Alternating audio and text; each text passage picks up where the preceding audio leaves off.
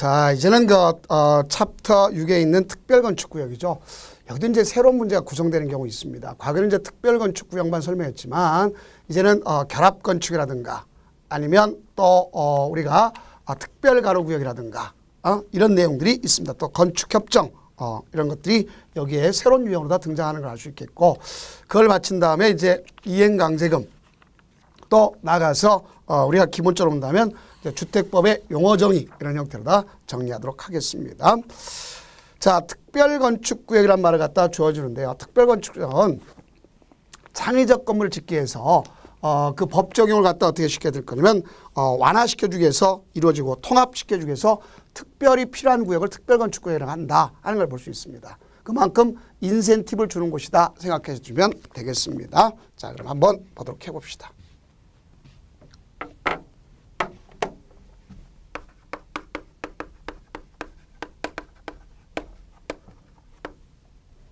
우리가 이거는 창의적 건축물을 갖다가 짓기 위해서 법 적용 자체를 갖다가 통합한다든가 완화시켜주는 이런 구역을 얘기하는 거죠. 그럼 이거는 어느 때 필요한 거냐? 특별건축 창의적 건물을 짓겠다 그러면 개발할 때 필요한 거 아닙니까? 그럼 만약에 개발하지 않는다면 이루어질 수가 없겠죠. 그렇죠? 그럼 개발이 안 되는 것 중에 대표적인 곳이 어디냐? 특별건축구역을 결국 지정할 수가 없는 데라는 얘기죠. 지정할 수 없는 데라는 거죠. 소위 우리가 개발 제한 구역, 개발 제한 그린벨트라고 그러죠. 그린벨트, 개발 제한 구역 지정할 수 없죠.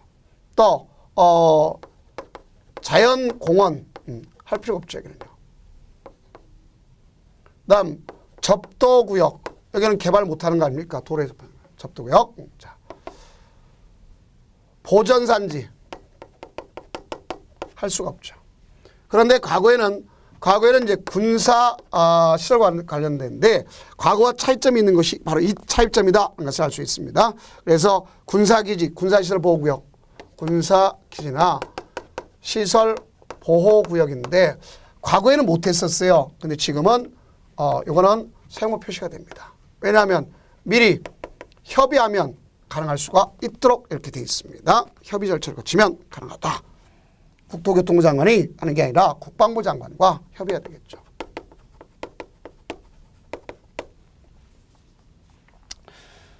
그럼 우리 특별건축구역이라는 건 만약에 예를 들어 봅시다. 여기를 개발하는 사업이 개발자가 누구냐? 우리는 신시가지 같은 거 개발할 때 소위 국가가 개발할 수도 있겠고 지방자치단체가 개발할 수도 있잖아요. 이 중에 일부를 창의적 건물을 짓기 위한 그 중에 일부 구역을 특별건축구역을 하는 겁니다. 이게 국가가 하면 국토장관이겠고 지방이 하면 시도지사, 그렇죠? 이들이 지정하는 거겠죠. 그래서 그렇게 관계를 보면 잘 알 수 있겠네요. 거기 국가가 국제행사를 개최하는 것에서 나타나는 도시 또는 지역의 사업구역 또는 지방이 하겠다 그러면 그 도시 또는 사업구역이 되는 거고 그럼 시도가 가는 거죠. 그 다음 국책사업에서 한다면 될 수 있으면 지방에 의해서 이루어지는 경우가 있을 수 있겠죠. 그러면 우선 우리가 행정 수도 있잖아. 우리가 이제 연기공주 같은 경우 그런 행정 중심 복합도시 건설 이런 경우 그거는 국책사업이잖아요. 그렇죠? 거기서 할 수 있는 거고. 그다음 혁신도시, 그다음 경제자유. 경제자유는 양쪽 다가 될 수도 있어요. 그래서 두 가지가 이루어질 수 있습니다. 그래서 국장도 할 수 있고 그다음에 시도도 할 수 있겠고 그다음 택지개발도 역시 둘 다 할 수 있습니다. 근데 정비구역은 지방사무입니다. 고유적 사무로 볼 수 있겠죠. 공공주택은 옛날 보금자리 국가 사무 아닙니까? 그죠? 그다음에 도시개발구역도 양쪽 다 할 수 있죠. 왜냐하면 도시개발구역은 국토장관도 있겠고 시도사도 있지 않습니까? 그다음 재정비 촉진지구는 누가 하는 것이냐? 이거는 지방에서 하는 것이죠. 국제자유 도시개발센터에 의한 사업도 지방이라 볼 수 있겠죠. 그다음 관광특구 또 문화지구 이건 지방 것이다 하는 것을 연상하시면 될 거 아닙니까? 그러니까 지정할 때는요. 가서 중앙행정기관장, 국토장관, 시도사 있죠. 그러면 중앙행정부가 시도하가 국토장관한테 뭐 할 수도 있어요. 가서 해달라고 할 수 있어요. 시장국장 시도하기 신청할 수 있어요. 그럼 접수했잖아요. 그러면 거기에 30일 내에 가서 건축 심의 거쳐서 지정고시하는 걸 볼 수가 있습니다. 그럼 이렇게 되면 가장 중요한 포인트가 되는 걸 볼 수 있어요. 자, 여기서 결정고시 됐잖아요. 그러면 이 지역 자체는요. 결정고시 이 지역은 도시군 관리 계획이 결정고시된 거로 의제가 됩니다. 그러나 단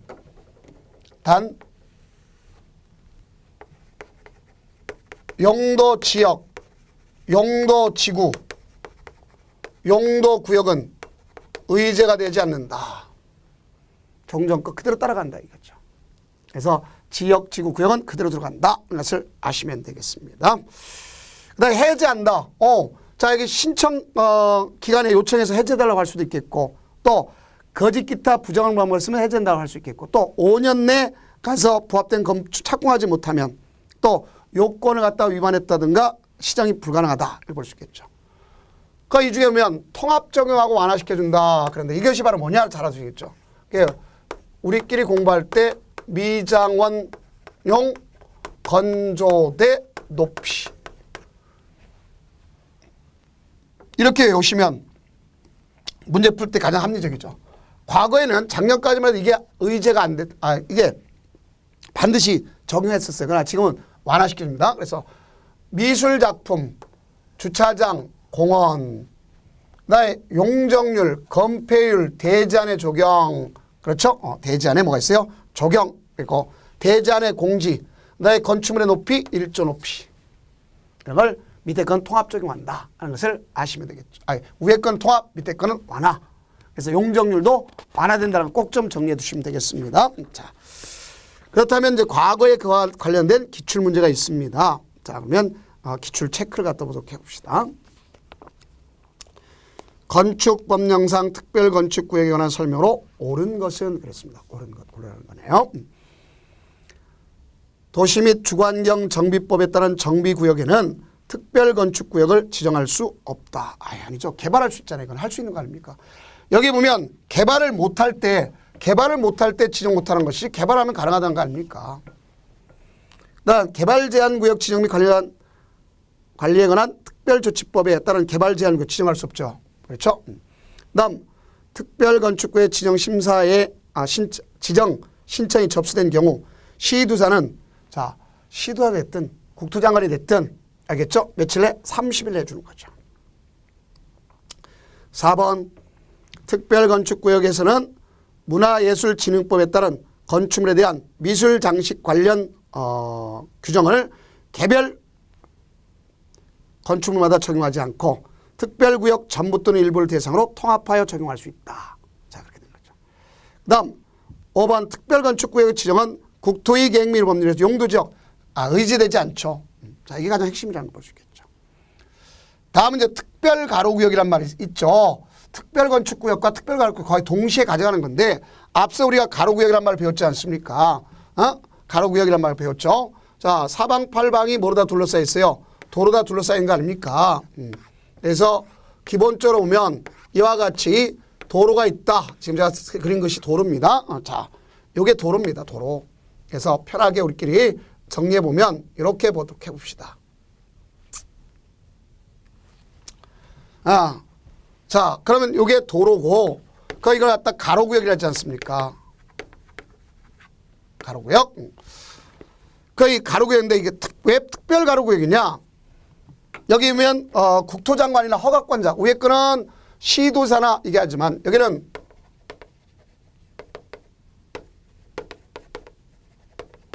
권자 해가지고 여기 있는 이 도로가 이 가로구역이 여기 있는 이 미관지구나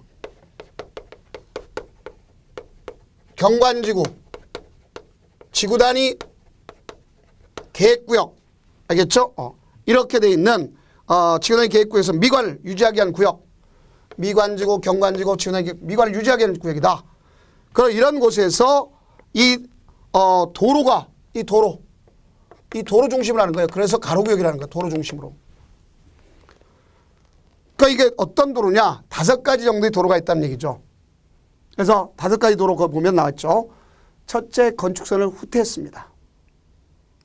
그래서 건축선을 후퇴해서 대지에 접한 도로서 허가권자가 자 구청장의 경우는 특광시장을 말하는데 그러면 정한 조를 갖다 있는 거죠. 그 다음 허가권자 리모델 활성화를 위해서 필요하다고 인정해서 지정 공고한 구역 안의 도로. 자, 그 다음에 밑줄이죠. 보행자 전용 도로죠. 도로 미관 개선을 위해서 허가권자가 조례를 정한 도로. 그 다음 지역 문화진흥법에서 문화지구. 그 밖에 국토장관이 고시한 조례가 정하는 곳. 이런 걸 볼 수 있습니다. 그럼 이때는 허가권자가 역시 또 건축에 대한 것이 같으니까 국토장관이 지정할 때는 건축의 심의 거치도록 되어 있어요. 그래서 지정했으면 그 내용을 갖다 주민한테 알려주도록 되어 있습니다. 그 다음 건축협정이라는 것이 있죠.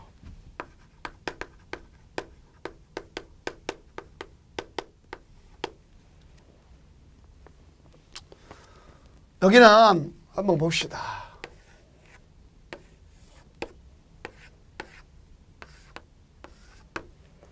만약에 여기 보면 4번지, 5번지, 6번지, 7번지, 8번지, 9번지, 10번지, 11, 12번지, 13번지 만약에 딱 있단 말이야. 자, 갑, 을, 병, 정, 자, 무, 기, 경, 신 이런 땅주인들이 있어요. 그 여기는 토지 소유자도 있고 건축물 소유자도 있을 거 아닙니까?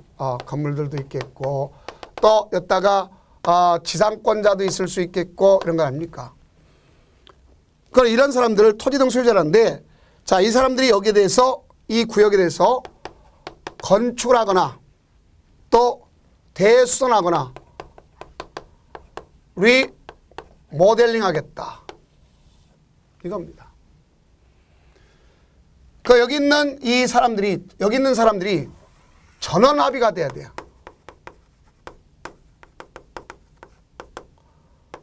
전원 합의가 돼야 된다. 그래서 전원 합의를 갖다 해서 이러는 건데 그걸 갖다가 협정을 갖다 체결할 수 있다 이런 거죠. 그래서 여기는 전원 합의로서 그럼 이 대상 지역이 어떤 곳이냐? 이 지역이 자 우리는 4가지 경우 있죠. 지구단위계획구역 개발할 수 있는 것이죠. 또 정비구역 중에서 주거환경 개선 주거환경관리사업구역 또 우리가 도시재정비 촉진을 위한 특별법 이게 바로 옛날 뉴타운이란 말이야. 거기서 존치지역 그다음 그 밖에 시장구청장이 이 사람이 건축협정 인가권자입니다. 자, 이 사람이 가서 조례로 정한 구역 그래서 됐습니다.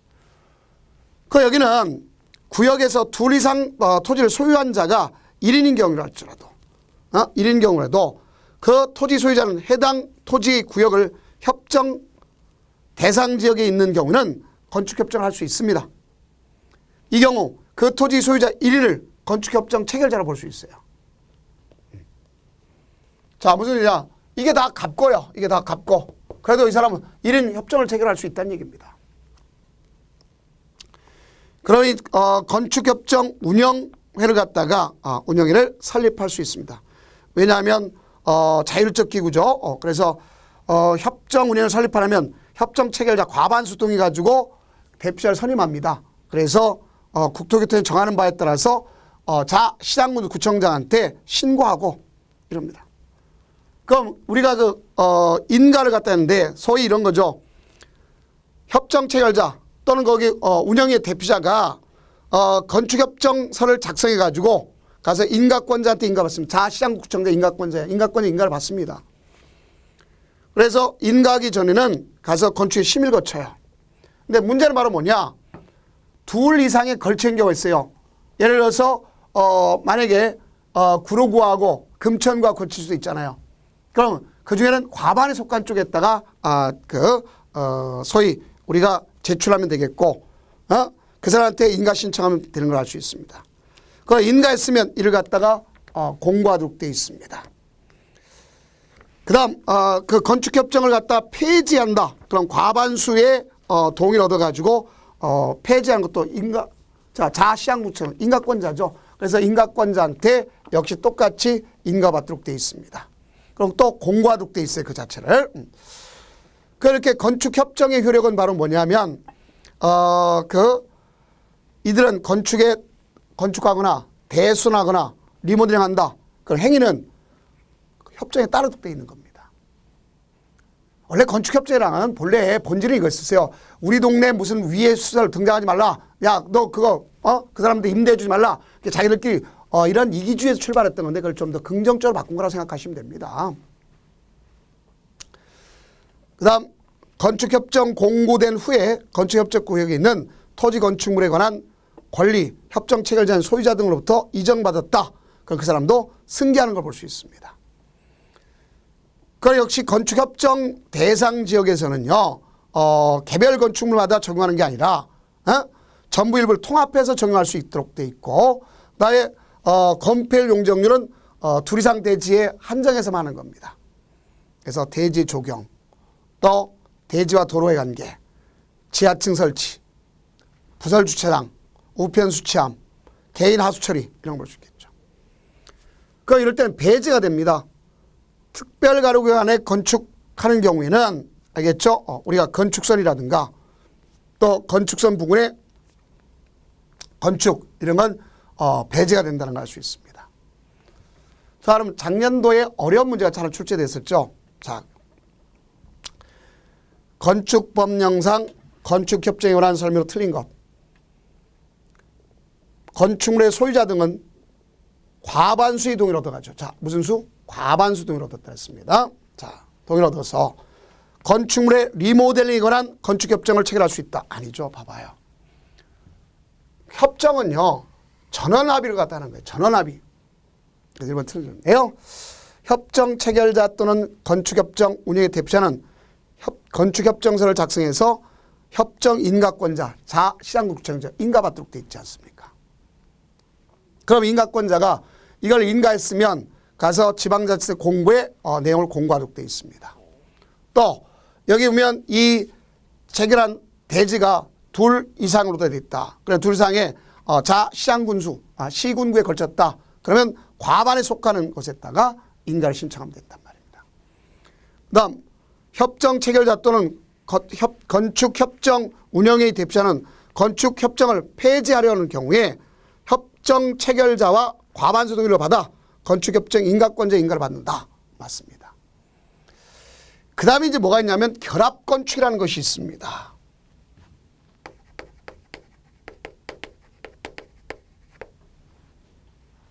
결합건축. 그럼 우리가 여기서 보면 이제 결합건축이란 말이 있는데, 자, 한번 봅시다. 결합건축은,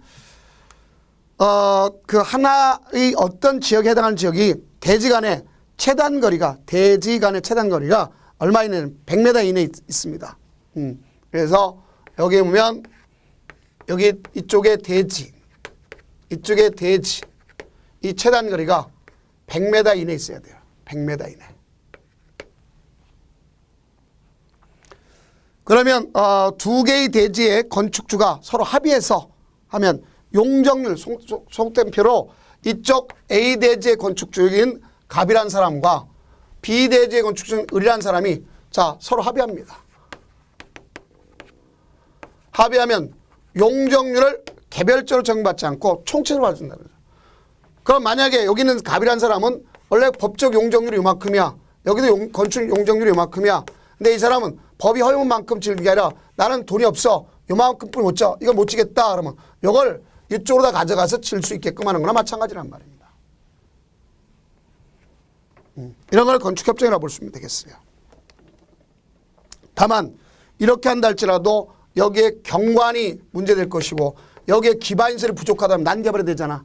이럴 경우는 안 되는 겁니다. 자, 그래서 이 결합 건축할 수는 있는 경우가 있는 경우 이 지역이 상업지역, 이 지역이 무슨 지역? 상업지역. 그 다음 역세권 개발구역, 그 다음에 도시 및 주거환경 정비법의 정비구역서 주거환경 관리 사업 시행하는 구역. 그 밖에 효율적으로 토지 이용이 필요하다고 누가? 대통령이 정하는 구역이다. 볼 수 있습니다. 그래서 우리는 이제 여기서 보면 가장 중요한 것이 그렇죠. 여기 결합건축협정서도 역시 첨부해야 될 거 아닙니까? 그렇죠? 그래서 이걸 갖다 가져가는 것을 알 수 있겠고, 그런 뭐 다른 건 다 필요 없겠고요.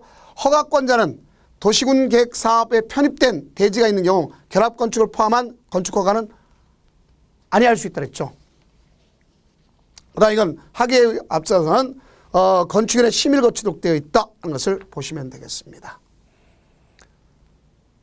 다음 그러나 여기는 도시계획조례의 용적률 100분의 20을 초과하는 경우에는 별도로 뭐가 들어올 수 있어요? 건축위원회 뿐만 도시계획 심의, 공동심의 거치도록 되어 있어요. 공동심의. 자, 그래서 나머지 개념들은 뭐 그렇게 그대로 보면 되겠습니다. 자, 그다음 마지막으로 이제 뭐가 있냐? 보칙이 있겠죠.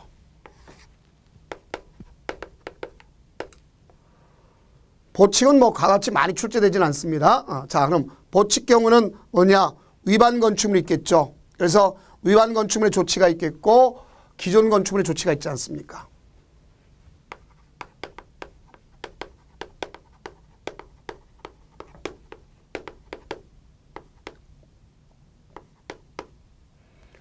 그럼 우리가 이제 위반 건축물의 조치가 있는데 이 위반 건축물의 조치를 머릿속에 생각해 보면 자, 어떤 경우냐? 시정명령을 내릴 수 있죠. 시정명령. 또 영업허가 제한. 간단하게 할 수 있겠죠. 그럼 갖다가 표지 설치하라 이렇게 할 수 있습니다. 이것이 바로 여기 내용이죠. 그러면 한번 보도록 해보자고요. 기출 체크를 보면 건축법 및 그에 의한 명령이나 처분을 위반한 경우 허가권자가 취할 수 있는 조치에 해당하지 않는 것은 허가 승인을 취소한다. 될 수 있죠. 공사 중지 명령, 건축물의 철거 명령 할 수 있죠. 그 다음 건축물의 사용 중이라 사용 제한할 수 있죠. 건축물의 용도 변경 명령을 할 수 있죠. 근데 안 되는 게 있을 수 있죠. 벌금 부과는 뭐예요? 사법부 거죠. 대상이 되는 게 아니지 않습니까? 이렇게 볼 수 있겠죠. 그 다음 이행강제금이 있는 걸 볼 수 있겠죠. 갖다가 이제 별도로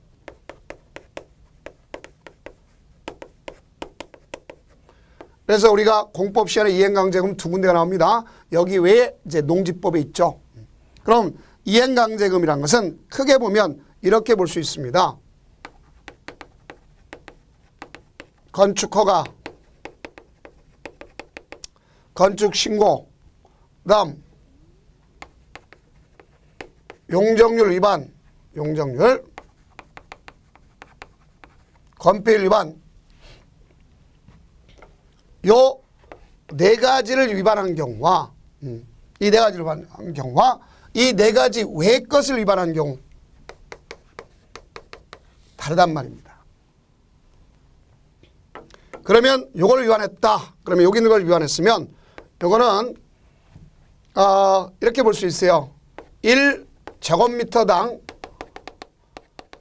과세 시가 표준액의 50% 곱하기 위반 면제라는 겁니다. 그다음 여기 외의 것은 예를 들어서 뭐냐? 예를 들어서 조경을 하지 않았다. 예를 든다면 조경을 하지 않았다든가, 조경 같은 거, 또 기본적으로 뭐 사용승을 받지 않다든가 이런 경우도 볼 수 있겠죠. 그러면 이런 경우에 해당한다면 1제곱미터당 역시 1제곱미터당 과세시가 표준액의 10% 곱하기 위반 면적하는 거죠. 그래서 얘는 1년에 2회 범위 내에서 부과시키는 거예요. 2회 범위 내. 그런데 요걸 갖다가 주거 전용 면적 주거 전용 면적 85 제곱미터 이하더라. 85. 그러면 2분의 1 범위 내에서 하는데 여기에서 조례로 정합니다. 총 5회를 초과할 수 없도록 되어 있습니다. 자, 이겁니다. 근데 이제 부과시킬 때요, 요거는 이제 차등화시킬 수 있어요. 이 자체를 차등화시킬 수 있어요. 가장 무거운 것이 허가받지 않았으면 100%를 그대로 부과시킵니다. 두 번째는 용적률이다. 그러면 90%를. 그다음에 건폐율이다. 80%를. 건폐율. 신고하지 않았다. 그럼 70%. 결국 우리가 봤을 때 60% 이상서부터 해줄 수 있어요. 그다음 상습적으로 영리 목적으로 해서 가져간다. 그러면 뭐 할 수 있냐? 가중할 수도 있도록 되어 있다는 것도 아시면 되겠습니다. 그래서 가중, 영리 목적으로 하겠다. 그럼 가중해서 할 수도 있다. 그걸 볼 수 있습니다. 그러면 기본적으로 거기에 보면 그 내용이 있죠. 그래서 상습적으로 하면 50% 가중.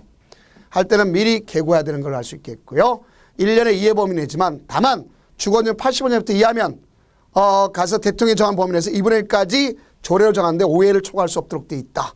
뭐 사형승을 받지 않았다든가 뭐 적용하지 않았다나 1조 이런 걸 위반했다. 이런 거 아닙니까? 높이. 자. 그 다음 특례로 본다면 우리는 경감해 줄 수 있어요. 특히 특례를 갖다 인정한 것은요. 우리가 FTA 체결하고 축산업계 피해를 보전한 일이라서 이행강제 경감 대상의 축사를 갖다가 농업용 시설을 초과하는 경우에 해당하는 것을 위해서 나온 것을 볼 수 있습니다. 그러면 만약에 이를 갖다 부과해서 내야 된다. 이를 갖다 내지 않는다. 그러면 일단은 부과시켰어요. 그럼 1년의 이해범위다. 그런데 일단은 부과되니까 그때 가서 이행을 했어요. 그럼 이 부과된 거는 내야 돼요. 새로운 거는 중단되는 걸 알 수 있습니다. 그래서 그런 걸 꼭 이해하시면 되겠고, 그다음에 안 내면 여기는 지방세 외수입 징수하는 법률에 따라 강제징수하도록 되어 있습니다. 그다음 기출 체크를 한번 봅시다. 아주 옛날 문제죠. 건축법령상 이행강제금에 관한 설명으로 옳은 것. 1번 허가권자는 이행강제를 부과하기 전에 이행강제 부과 징수한 뜻을 미리 뭐라고 쓰면 문서로 계고하여야 한다 그랬습니다. 자, 그러면 여기는 결론적으로 맞는 것이죠. 그렇죠? 맞는 것입니다. 자, 그래서 옳습니다. 옳은 거죠. 그다음 이행강제의 부과 징수는 국고금 관리법 시행규칙을 준용한다 그랬는데, 자, 이것도 역시 우리가 지금에 와서는 뭐라고 되어 있느냐 가서 보면 그 부과 징수하는 거 맞습니다. 근데 이제 안 하게 되면 그 체납 처분하는 것은 지방세 외수입에 의한다 보면 되겠고, 그다음 연면적이 85제곱미터 이하의 주거용 건축물인 경우 법정 이행강제 2분의 1 범위 내에서 조례로 따로 부과한다. 맞습니다. 그 다음 4번 보면 허가 대상 건축물을 허가받지 아니하고 건축하여 벌금이 부과된 자는 이행강제 부과할 수 상관없어요. 이행강제 별도의 것입니다. 그래서 이건 틀렸죠. 그 다음 시정명령을 받은 자가 그 시정명령을 이행한 경우에도 이미 부과된 건 징수한다. 자, 그러면 옳은 건 1, 2, 3, 5가 되겠죠. 그래서 여기는 문제를 갖다 옳지 않은 것 이렇게 좀 수정해 주는 게 더 좋겠죠. 그렇죠? 자, 옳지 않은 것 이렇게 수정해 주면 좋겠습니다. 자, 그래서 이렇게 미스가 된 부분도 있다. 이걸 좀 봐주세요. 자, 그 다음 기존 건축물이 있습니다. 기존 건축물의 경우는 일단은 적법한데도 불구하고 자, 뭐 때문에 그러냐? 미관, 경관, 주관정 이걸 위해서 가서 건축의 심의를 거쳐서 개축이나 대수나 시정명령을 내릴 수 있어요. 그러니까 이런 거에 가장 대표적인 뭐냐? 빈집정비 아닙니까? 빈집정비. 자, 그래서 대장소관청인 특광자 시장군수가 특광자가 아닙니다. 그냥 시장군수청장이에요. 자, 이 사람이 거주 또는 사용을 확인한 날로부터 1년 이상 거주해야 한다. 사용하지 않은 주택 건축물의 경우는 빈집이라고 지칭합니다. 그럼 이때 건축의 심의를 거쳐서 소유자의 철거 등의 필요한 조치를 명합니다. 근데 그 빈집 소유자는 60일 내에 가서 조치를 해야 돼. 그래서 공익상 유의하거나 도시미관, 주변 환경 이런 거에 장애가 된다면 가서 철거해야 되는 원칙이고 또 개수해야 되는 원칙입니다. 그다음 도시환경이나 도시 주거환경 위에서 도시 및 주거환경 정비에 따른 기반시설의 공동임시 확충가 필요하다. 그러면 빈집은 철거할 수 있어요. 그런데 이럴 때는 철거할 때 거기 특별한 사유가 없나 따라야 되는데 따르지 않더라 직권으로 철거할 수 있습니다. 그러면 직권으로 철거한다. 또 아니면 행불자가 됐다. 그러면 다른 데와 다른 데는 뭐 소위 전국 배포의 2 이상, 여기는 일간신문에 1회 이상 하고 1회 이상 하고 차이가 1회 이상 공고하고 공고한 다른 데는 60일이죠. 여기 30일, 여기는 60일. 그래서 60일 지날까지 빈집 소유자가 빈집 철거하지 않으면 직권으로 철거할 수 있습니다. 그럼 그 사람들한테 정당한 보상비를 주면 돼요. 무슨 보상비? 정당한 보상비를 주면 된다. 이렇게 볼 수 있습니다. 그다음 그 사람들이 수령하지 않거나 소재가 불명확하다는 공탁하면 되는 것을 알 수 있겠고, 그러면 시장군육청자는 철거할 때 대장송화처니까 건축물대장 자기가 직권으로 뭐 하세요? 정리하겠죠. 그렇죠? 그럼 나머지에 대해서는 뭐 할 거냐? 자, 말소등기를 촉탁해야 되겠죠. 자, 이겁니다. 그다음 이제 건축분쟁위원회라는 게 있습니다. 그래, 건축분쟁위원회는 이런 겁니다. 그 건축 허가권자에 대한 문제 되는 게 아니라 허가해줌에 따라서 그 이해관계 당사자들에 대한 문제를 얘기할 수 있어요. 그래서 건축관계자, 당해 건축물에 피해를 입은 인근 주민 간의 분쟁이라든가, 관계 전문 기술자와 인근 주민 간, 또 건축관계자와 건축관계 전문 기술자 간, 관계자 간의 분쟁, 또 인근 주민 간의 분쟁, 또 관계 전문 기술자 간의 분쟁, 이런 경우에 해당할 수 있어요. 그러니까 이거는 건축분쟁 전문위원회는 어디다 두느냐 했을 때 우리는 국토부에다가 둔다 를 볼 수 있습니다. 그러면 조정은 당사자 1인 이상이 하는 거고, 재정은 전원 당사 합의로 하도록 되어 있습니다. 그런 건축분쟁 전문위원회는 조정 신청했다 60일, 재정 신청했다 120일 부득이한 경우에 자 전문위원회 의결기한을 연장할 수 있습니다. 그러나 조정 거부 중지란 말은 이겁니다. 시도지사, 시장군육청장 위해 방지를 해서 긴급한 사항, 특별한 필요가 없으면 조정을 신청한 이유만 가지고 공사를 중지하게 해서는 안 돼요.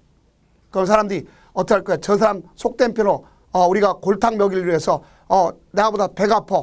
우리 사촌 땅을 사면 배가 아픈다는데 그다음에 내 앞에 잘 사는 건물에 오면 참 박수 쳐줘야 되는데 어떡합니까? 우리는 그걸 시기하죠. 그러니까 어떻게 야 이번에 우리 조정 신청하자. 돌아가면서 하면 공사 못하게 만들지 않습니까? 그건 안 되는 거죠. 자, 그래서 조정과 재정을 하는데, 자, 우리가 봅시다. 조정은 3인 위원을 구성하도록 되어 있고, 재정은 5명의 위원을 구성하도록 되어 있습니다. 그 다음, 다른 건 다 실익성을 두지 않겠고요. 조정을 한다면 가서 관계 서류를 갖다가 출입해서 조사하게 할 수 있도록 합니다. 출석하게 해서 의견 들 수 있도록 합니다. 네, 조정에는 조정기간 내 심사해서 조정안을 작성하는 거예요. 그럼 조정안을 작성했으면 지체 없이 당사자에게 조정안을 제시합니다. 그럼 제시받은 15일 내 수락 여부를 위원회에 알려줘야 돼. 그럼 수락하겠다. 그러면 즉시 조정서를 작성하고 조정위원회 각 당사자의 기명 날인하는 것을 알 수 있습니다. 그래서 행위자의 동의성을 표시하는 거죠. 그 기명 날인은 본인이 아니어도 본인이 하야만 하는 것은 아니며 사자를 시킬 수도 있어요. 알겠죠? 그래서 기명날이라는 말 자체가 이런 걸 볼 수 있습니다. 서명날이는 우리가 봤을 때 차이가 있는 것이죠. 그는 법적 개념에서 차이가 있습니다. 자, 비용 부담에 대해서는요. 자, 이런 걸 볼 수 있어요. 조정하는데 감정 또는 진단, 시험 등에 대한 것이 이루어지겠죠. 그럼 당사자가 합의하는 데 따라서 이루어지는, 합의가 안 됐으면 조정 재정의 부담을 정하는 겁니다. 알겠죠? 그 다음에 이제 여기는 비공개로 하는 것이 원칙이다. 이렇게 볼 수 있어요. 그럼 한번 봅시다. 자, 이제 기출문제, 과거의 기출문제죠. 건축법령상 조정과 재정에 관한 설명을 옳지 않은 거. 재정은 문서로 싼다. 맞습니다. 조정은 3명의 위원으로 구성되는 조정위원회를 한다. 맞습니다. 재정은 5명이겠죠. 건축분쟁 전문회는 재정 신청이 된 사건을 조정 회부한 것이 적합하다고 인정되면 직권으로 직접 조정할 수 있다. 맞습니다. 당사자가 재정에 불복해서 소송을 제기한 경우 시효 중단, 제소 기간을 산정함에 있어서 재정 신청은 재판 청구로 본다. 자, 맞습니다.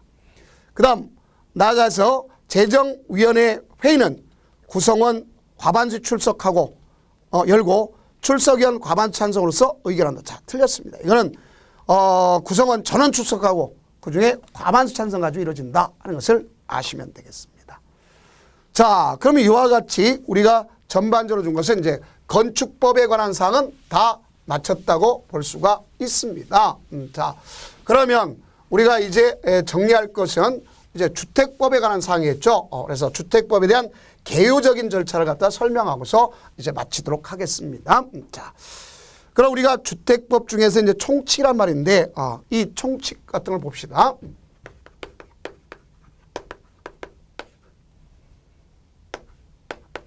일곱 문제 나는데 총칙 중에서도 우리가 이제 목적이 있겠죠. 목적이 이제 개정됐죠. 사실상 과거와 달리. 그래서 목적을 보면 쾌적한 주거 생활. 자, 중요한 건 이거죠.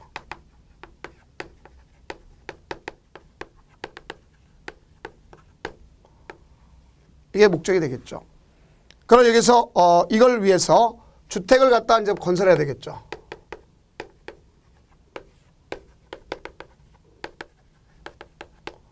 건설 공급하고. 자, 이제 이겁니다. 과거와 달리, 과거는 주택관리였지만 지금 주택관리 따로 법이 정해졌어요. 그래서 뭘 갖다 하는 거냐면 주택시장을 관리하는 거죠. 그러니까 이걸 함으로써 두 가지를 볼 수 있겠죠. 하나는 주거 안정.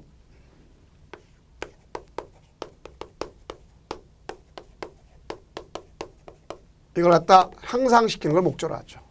이게 바로 주택법입니다. 그래서 우리는 건설 파트, 공급 파트. 자, 관리 파트는 오늘날 이제 아직까지 안 돼 있죠. 이건 이제 올해 시험 문제 같은 앞에 건설이나 공급 파트에서 나온다고 생각하시면 되겠습니다. 그래서 이런 개념을 갖다 정리를 꼭 해두시면 되겠고, 이제 그 중에 대표적인 것이 이제 주택이라는 개념이 있죠. 우리 주택에 대한 규정은요, 따지고 보면 두 군데 돼 있죠. 건축법이 있겠고 주택법이 있습니다. 그럼 제가 왜 이런 얘기를 하느냐. 규정 자체가 같다 할지라도 차이점이 있어요. 우리가 주택법상의 주택하고 건축법상 주택은 대동소이하지 같다고 볼 수는 없습니다. 왜 그러냐. 그럼 개념 정리를 해야 된다는 거죠. 여기는 세대를 구성하는 구성원이, 자, 요게 포인트야. 독립된 주거 생활을 영위할 수 있는 구조가 돼야 된다. 라고 볼 수 있어요. 독립된 주거 생활 영위 구조가 돼야 된다. 그래서 이러한 것으로서의 건축물과 토지가 있겠죠. 이걸 우리가 생각해야 되겠죠. 그래서 가장 중요한 것은 건축물의 전부 또는 일부를 갖다 얘기할 수 있고 부속 토지를 갖다 얘기할 수 있단 말이에요. 그래서 이건 단독관. 그럼 가장 핵심이 되는 건 이거죠. 독립된 주거생활 영위구조 건축물품 및 토지도 포함시킨다. 이게 가장 핵심이란 말이에요. 그러다 보니까 여기에 건축법상에 있는 건축하고 건축법상에 있는 주택하고 차이가 있단 말입니다. 그래서 이게 독립된 주거생활을 영위할 수 있느냐 없느냐 할 때 가장 중요한 것이, 자, 이런 경우입니다. 기숙사. 기숙사는 건축법상 공동주택이 맞아. 그러나 주택법상은 뭐냐? 얘는 준주택에 해당합니다. 왜 그럴까? 독립된 주거생활을 영위할 수 없기 때문이다. 이런 경우가 있겠죠. 그래서 이런 것 때문에 우리가 용어 정의를 해줘야 되겠구나 하는 걸 알 수 있어요. 그래서 주택의 이제 종류를 갖다 우리가 배우는 것이고, 그 주택의 종류 중에서도 이제 여러 가지 형태의 것을 갖다 우리가 이야기하면 되겠죠. 그래서 제일 먼저 주택 종류는 단독과 공동으로 나누겠죠. 그래서 1세대가 하나의 건축물 안에서 독립된 주거를 영위할 수 있는 구조로서 단독주택이 있죠. 그 다음 공동주택은 가서 건축물의 벽, 복도, 계단, 그렇죠? 설비 전부 또 일부를 공동으로 사용하는데, 그 세대가 하나의 건축물이랄지라도 안에서 서로 각각의 독립된 주거생활을 영위해서 아파트, 뭐죠? 주택으로 쓰이는 층이 5개 층 이상이면 되겠죠. 예를 들면 주택으로 쓰는 층이 1개동의 바닥 면적, 즉 지하층을 제외하고 합계가 660을 초과하고 4개 층 이하인 것. 다세대 주택은 역시 똑같죠. 자, 주택으로 쓰이는 1개동의 바닥 면적 합계인데 660제곱미터 이하고 층수가 얼마? 4개 층 이하. 단 두 개 이상의 동을 지하철로 연결하는 건 각각 동으로 보면서 지하층의 면적은 바닥 면적에서 뭐한다? 제외. 그래서 우리가 아오 연초이다 이렇게 공부하면 되겠죠. 아파트 주택을 쓰는 5계층이다. 연립 초가 이하 다세대 이렇게 공부하면 됩니다. 다음 세대 구분형 공동주택이죠. 우리가 또 이것도 출제된 적 있죠. 자, 그러면 공동주택의 내부 공간을 일부 세대가 구분해서 생활이 가능한 구조로 되어 있는데 그 공간 일부에 대해서 구분 소유가 인정되지 않은 거죠. 이미 구분 소유가 인정되고 그 안에 걸 다시 인정. 그럼 결론적으로 보면 이거죠. 자, 이게 자, 갑 소유 것이야. 그 이미 집합 건물 이 자체가 집합 건물 중에 일부. 자, 이런 얘기죠. 여기에 503호가 있어요. 자, 503을 단면으로 잘라보니까 자, 이게 집합 건물 일부란 말이에요. 요게 갑과의 소유야. 그럼 여기다가 뭐하냐. 자, 여기다가 독립되게 자, 경량구조를 한다든가 아니면 연결문을 연결한다든가 그리고 갑소유권인데 여기는 욕실, 부엌. 그렇죠? 여기 현관 있고 여기도 따로 별도로 욕실과 부엌을 두고 현관을 따로 두는 걸 볼 수 있겠죠. 그럼 각각의 가장 구분 소유를 인정한 게 아니죠. 자, 이런 걸 볼 수 있어요. 그래서 우리가 이런 경우를 보는데 세대 구분형 공동주택의 세대별로 각각의 공간마다 별도의 욕실, 부엌, 현관 설치하도록 되어 있고 하나의 세대 통합해서 할 수 있는 세대 간의 연결문이라든가 아니면 경량구조 경계를 설치하든가 또 이건 세대 구분형 공동주택은 전체 세대 3분의 1 넘지 않아야 되겠고 또 세대 구분형 공동주택의 세대별 각 구분된 것이 주거지름 합계가 주택단 전체의 3분의 1 넘지 않도록 할 것이다. 볼 수 있습니다. 그럼 이와 관련되어 있는 하나의 그 내용을 갖다 한번 정리해서 봅시다. 기출 체크를 해봐야 되겠죠. 자, 27회 거죠. 360페이지 있습니다. 자, 그러면 주택법령상 세대구분형 공동주택의 건설 기준으로 틀린 것. 첫째, 세대구분형 공동주택, 세대별로 구분된 각각의 공간마다 별도의 욕실, 부엌, 현관을 설치할 것. 오케이. 그 다음, 세대구분형 공동주택은 세대별로 구분된 각각의 공간은 주거지름 면적 10. 이건 최소 단위 면적 없어졌습니다. X. 종전에 14했다. 없어졌어요. 전체자가. 자, 그 다음, 하나의 세대가 통합하여 사용할 수 있도록 세대 간의 연결문, 경량구조의 경계벽을 설치할 것 되겠죠. 그 다음, 세대구분형 공동주택은 주택단지 공동주택 전체 호수가 3분의 1 넘지 않아야 될 것. 그 다음, 세대구분형 공동주택 세대별로 구분된 각각의 공간의 주거전용 합계가 주택단지 전체 주거전용 면적 합계 3분의 1 넘지 않을 것 이렇게 되어 있습니다. 그래서 정답은 2번이다 할 수 있겠고 자 이제 다음 강좌에 대해서 이제 재원과 관련되어 있는 주택 종류를 또 설명하고 그 다음에 나가서 주택 종류를 더 이어서 설명하도록 하겠습니다. 자 고생 많으셨습니다.